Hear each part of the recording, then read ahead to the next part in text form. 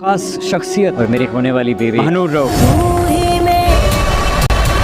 मारोगे शहराम, खाना चूकना नहीं चाहिए। जगह ले लिया यार तुमने। जगह खुद बनाई। दिल में मेरे लिए क्या करना चाहते हो? जो आपके दिल में वो बाहर आ गया तो कयामत आ जाएगी। हेलो फ्रेंड, आखिरकार तैमूर मानूर और शहराम की खुशी के लिए खुद ही इनके दरमियान से हट गया था। महसूस तो वो पहले ही कर चुका था कि मानूर इस शादी से खुश नहीं है और फिर इसकी तस्दीक शहराम ने भी कर दी थी। इसलिए इसने अपनी मोहब्बत की कुर्बानी देते हुए सिर्फ मानूर की खुशी के लिए ही ये फ़ैसला किया था कि अगर वो मानूर से शादी कर भी लेता तो ना वो खुश रह पाता और ना ही मानूर। इसलिए इसने मानूर को खुद अपने हाथों से शहराम के सुपुर्द कर दिया था कि आज से वो इसकी नहीं बल्कि उसकी ज़िम्मेदारी है। और शहराम के साथ साथ मानूर भी तैमूर के बहुत एहसानमंद होते हैं कि इन दोनों की हकीकत जानने के बावजूद तैमूर ने ज़िद की बजाय इन दोनों की खुशी का ख्याल रखा। शहराम की तो खुशी का ठिकाना ही नहीं था कि इसे मानूर का साथ मिल चुका है, इसलिए वो खुशी खुशी अपना रिश्ता लेकर अब्दुल के साथ मानूर के घर गया था। और इस बात की भनक भी इसने किश्वर बेगम को नहीं लगने दी थी,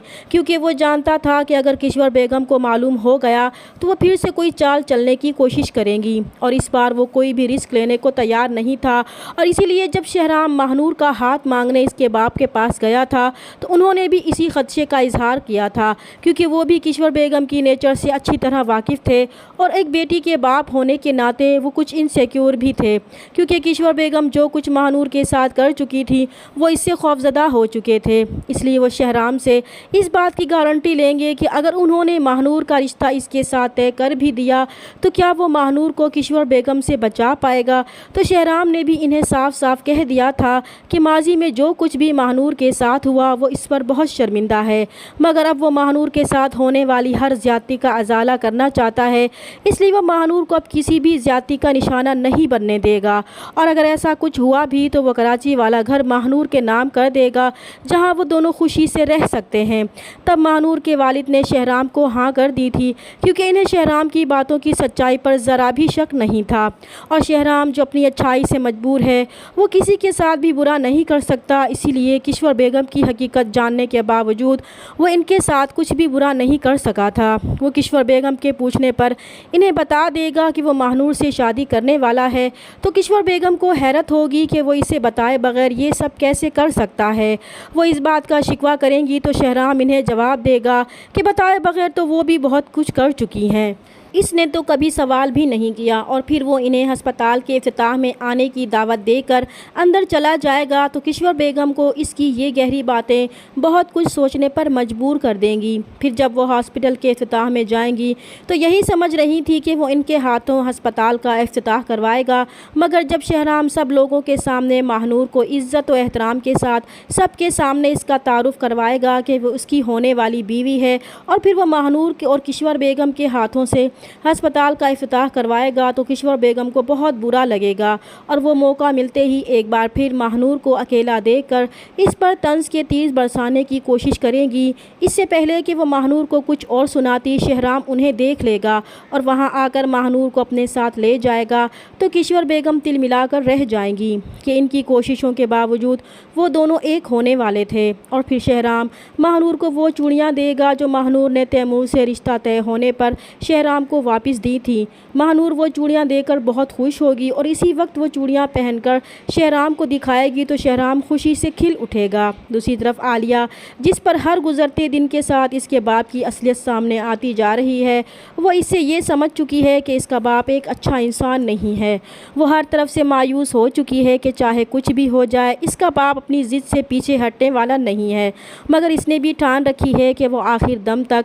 अपना बचाव करती ही रहेगी। इसलिए वो अब्दुल को फ़ोन पर कहेगी कि वो इससे नाराज़ नहीं है, मगर इनके दरमियान जो रिश्ता बनने वाला है शायद वो फिर इस तरह से बात ही नहीं कर पाएंगे और हो सकता है कि वो रिश्ता कोई और ही रंग इख्तियार कर ले। तो अब्दुल भी जो आलिया से मोहब्बत करता है वो भी इसे कहेगा कि पहले तो वो इससे मोहब्बत करता था और अब इस मोहब्बत के साथ साथ अपने ज़मीर का भी मुजरिम बन चुका है और इसके लिए वो इसे माफ़ कर दे। मगर आलिया की पुरस्रार खामोशी ये ज़ाहिर कर रही है कि वो कुछ ऐसा करने वाली है जो किसी तूफ़ान से कम नहीं होगा। दूसरी तरफ गुलज़ेब को जब से पता चला है कि इसके शोहर आमिर का कातिल तबरेज़ है تب سے اس کی بے چینی میں اضافہ ہو گیا تھا۔ اس کی راتوں کی نیندیں اڑ چکی تھیں کہ وہ ایک قاتل کی بیوی ہے اور قتل کرنے کے بعد بھی وہ کس طرح پرسکون زندگی گزار رہا ہے۔ اسے اس بات کا کوئی دکھ بھی نہیں ہے کہ اس نے ایک ایسے معصوم شخص کو مار دیا تھا جس کا قصور صرف یہ تھا کہ اس کی بیوی پر اس کا دل آ گیا تھا،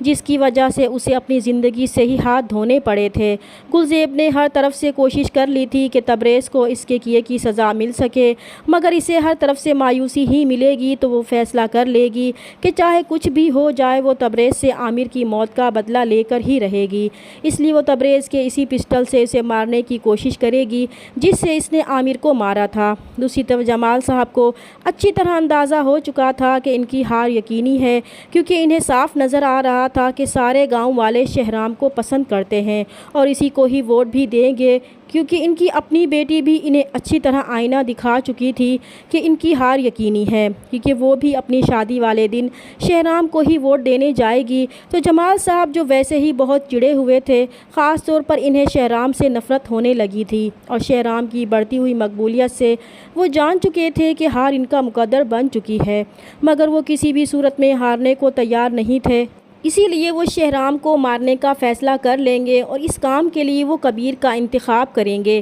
کیونکہ وہ جانتے ہیں کہ کبیر شہرام سے نفرت کرتا ہے اور اس سے پہلے بھی وہ شہرام کو جان سے مارنے کی کوشش کر چکا ہے۔ اس لیے انہیں لگتا تھا کہ شہرام کو مارنے کے لیے کبیر سے بہتر اور کوئی نہیں ہو سکتا۔ اسی مقصد کے لیے وہ کبیر کو اپنے پاس بلائیں گے اور اسے کہیں گے کہ اگر اسے شہرام سے بدلہ لینا ہے تو وہ اسے یہ موقع دینا چاہتے ہیں۔ اس لیے جلسے والے دن اس نے شہرام کو گولی مارنی ہے اور نشانہ تو بالکل بھی نہیں چوکنا چاہیے، اور کبیر بھی ان کی بات ماننے کے لیے تیار ہو جائے گا۔ دوسری طرف جمال صاحب جلسے کو ناکام بنانے کے لیے وہاں بم بھی رکھوا دیں گے۔ ادھر شہرام کی پارٹی کے لوگ جو جمال صاحب کی فطرت سے اچھی طرح واقف تھے، انہوں نے شہرام کو خبردار کرنے کی کوشش کی تھی کہ انہیں مخالف پارٹی کی طرف سے خطرات لاحق ہیں، ان کی جان کو بھی خطرہ ہو سکتا ہے، اس لیے حفاظت کے پیش نظر انہیں جلسے میں بلڈ پروف جیکٹ پہن کر جانا چاہیے۔ مگر شہرام نے انہیں یہ کہہ کر ٹال دیا تھا کہ اس کی نیت میں کوئی کھوٹ نہیں ہے، اور ویسے بھی اب جمال صاحب کے ساتھ ان کی رشتہ داری بننے جا رہی ہے،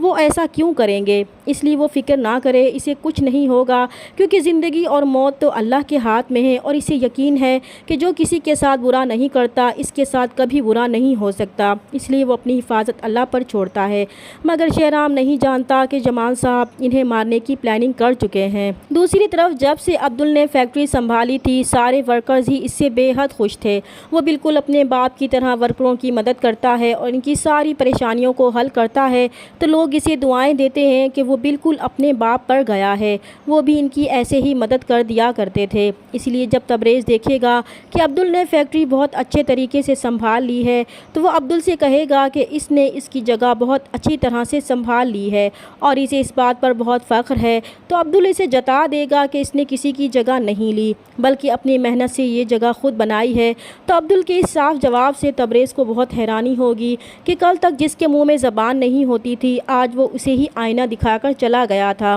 دوسری طرف جب شہرام تیار ہو کر جلسے پر جانے لگے گا تو کشور بیگم اسے کہیں گی کہ وہ جانتی ہے کہ اب اس کے دل میں ان کے لیے کیا ہے، تو شہرام بھی ان سے کہے گا کہ جو ان کے دل میں ہے اگر وہ باہر آ گیا تو قیامت آ جائے گی، اور پھر وہ انہیں یہ کہہ کر چونکا دے گا کہ شاید قیامت آ چکی ہے۔ تو کشور بیگم اس کی ذو معنی بات پر چور سی بن جائیں گی۔ انہیں اب سمجھ آنے لگا تھا کہ شاید شہرام ان کے بارے میں کچھ نہ کچھ جان چکا ہے، مگر وہ کیا ہے اس بارے میں انہیں علم نہیں تھا۔ چینل پر نئے ہیں تو پلیز چینل کو سبسکرائب کر دیں۔ ملتے ہیں نیکسٹ ویڈیو میں، تب تک کے لیے اللہ حافظ۔